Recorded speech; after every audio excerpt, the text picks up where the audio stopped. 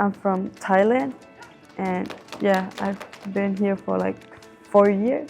When I first moved to America, I was about 12 or 13.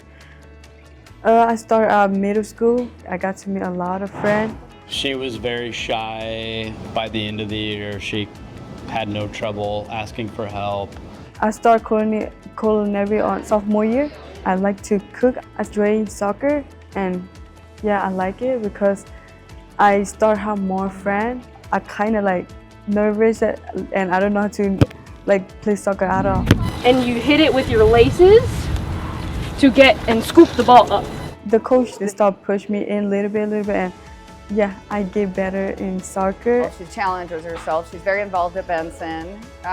She gets along with everyone. She's easy to work with. I start to communicate with others, and the most important, I start to comfortable to speak more English to other people. I kind of feel like, yeah, I do it well, and I have to keep doing better and better.